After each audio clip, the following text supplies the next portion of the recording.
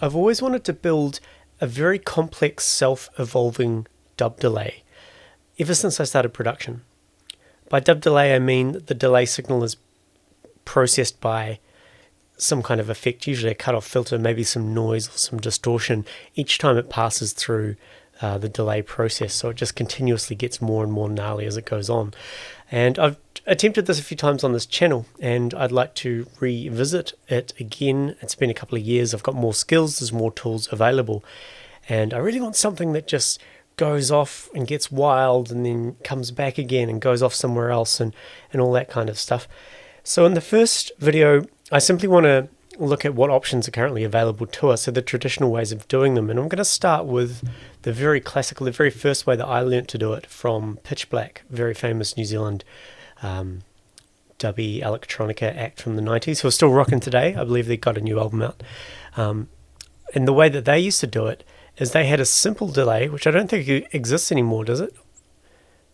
No, it doesn't. So there used to be a device called a simple delay. If you're just joining us in Ableton Live 11, which was just a very simple delay. It didn't have any of this filter stuff here. In fact, I'm going to turn it off completely. And it was just pretty much a feedback and some sync. And what we would do is put this on a return track like so. And we would have 0% feedback. And we would send the return track back into itself. We have to give it 100% wet as well. Now this is where the scary part comes in, is we send the return track back to itself. So this is creating a feedback loop. If the delay wasn't here and you fed this a signal, you're in for a bad time. So I'm going to turn this down. What I'm going to do is, when I'm working with feedback loops of this nature, where the audio is getting feedback into itself and the controls aren't really well, they're quite easy to screw up, is I like to have a bit of a backup plan. So I'm going to go and create a new return track here, and we'll call it delay out. Then what we can do is we can make sure the audio from this track here, which is going to have the delay signal, we're going to send that to sends only. Now I'm going to enable the B send. So this is our volume. So this will be coming out here. It's like we're routing audio from one track to another audio track, but we're going to send this return to this return track, and that allows us to put we'll put a limiter, and we'll bring the volume down as well, just so if we do get out of control, if I do make a mistake, I've got to watch the eardrums. So this now, when I bring this value up, is going to act as almost a feedback, because the delay signal is going to get fed back into itself, delayed again, fed back into itself, and delayed again. So let's just go ahead and test this out and bring that up. So I've just got a simple C minor chord here, and I'm going to start sending it to the A delay. Okay, so that's all working as intended. We can hear just one delay because we've got no volume here on the A. So if I start bringing this up, start hearing that tail.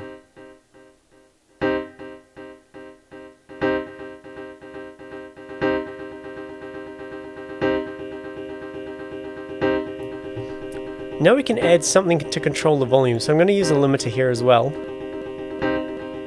Now I can bring this down. So this is our feedback control now. Let's bring it up quite far.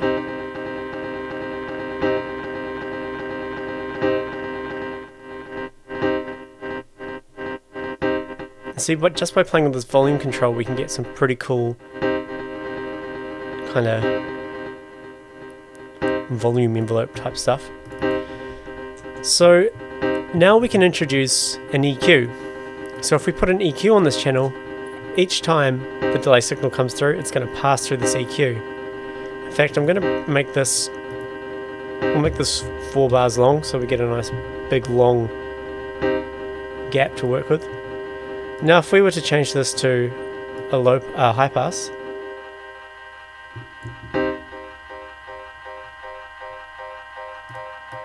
and we can sweep this around, we can use the resonance as well.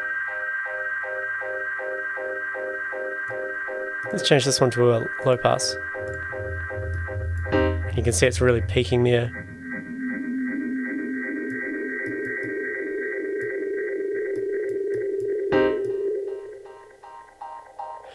Now, of course, if we look at our delay here, let me just turn this off completely, and we'll bring this down.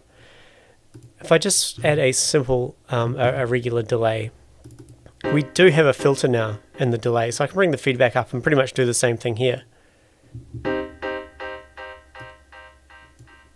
We can bring the delay up. We can turn it to infinity. Well, let's not do that. And of course, there is the addition of the echo device, which does a much better job because this gives us the ability to control it with two filters here, just like we were doing over in this EQ8. But we don't get as much control. But we can go beyond 100, which is both dangerous and awesome.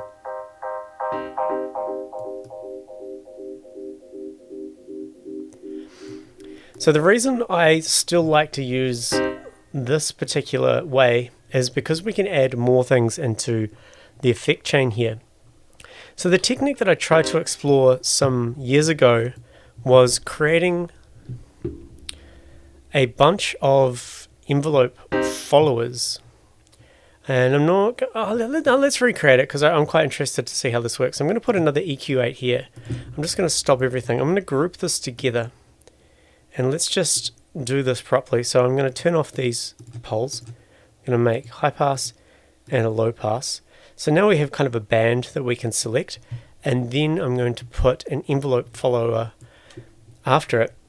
So the idea was we have multiples of these chains. Now these don't need to be enabled. We can mute them because we're only wanting the signal from the envelope follower.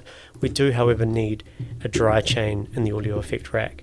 So by duplicating these, I can say, right, so this one I'm going to take the frequency range from here to here, and this one I'm going to take the frequency range from here to here. Let's just do 4 for now. And the idea was these envelope followers, I can't remember exactly how I did it. I don't think it worked very well either. These envelope followers would control the EQ. So when the signals started getting really heavy in the low end or the high end or any one of these particular chains here, it would start lowering that. In fact, we could probably do that. Let's do it. I'm quite curious to see how it would work again. So here's an envelope follower. Let's just bring this limiter up here. I'm going to turn the EQ off. So you can see that we're getting levels here from all the envelope followers. And I believe I mapped these to, let's just do it this way. So I'm going to map this one to pole 1's gain.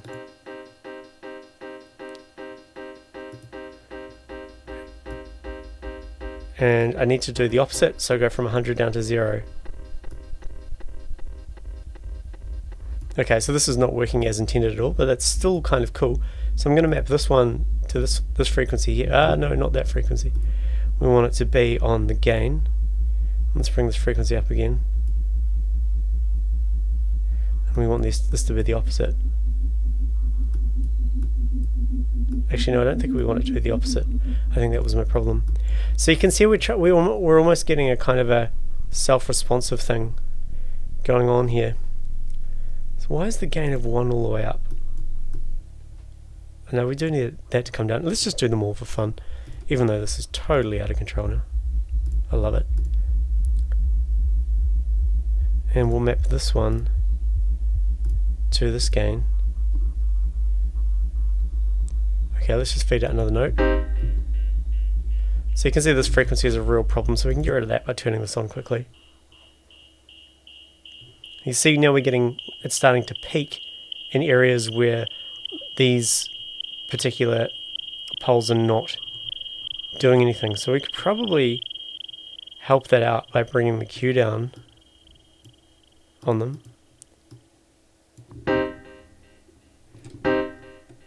We'll do it on this one as well.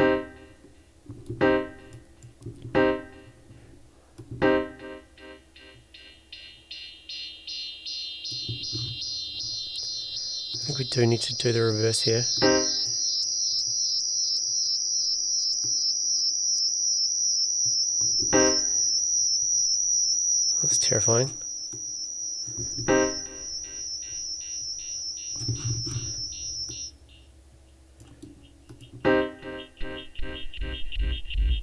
Ooh, a lot of bass stuff going on there. We might need to cut it. Anyway, so this was the kind of the building blocks, and I never really worked beyond this. So I want to explore this a bit more because I feel like there's something here. And I think I'm going to probably go down the Max for Live route. In the next video, I think I'm going to stop and have a think about this particular setup and think about if there's a better way. And there probably is. But I will probably end up building a Max for Live patch using, what would I use? Kind of some FFT stuff to split out all of the different bands' volume information, and then we can somehow consolidate those into a moving value which will adjust our EQ for us. And that's just the start. I really want to introduce some crazy fluffy reverbs and all kinds of stuff in there. So yeah, catch you tomorrow.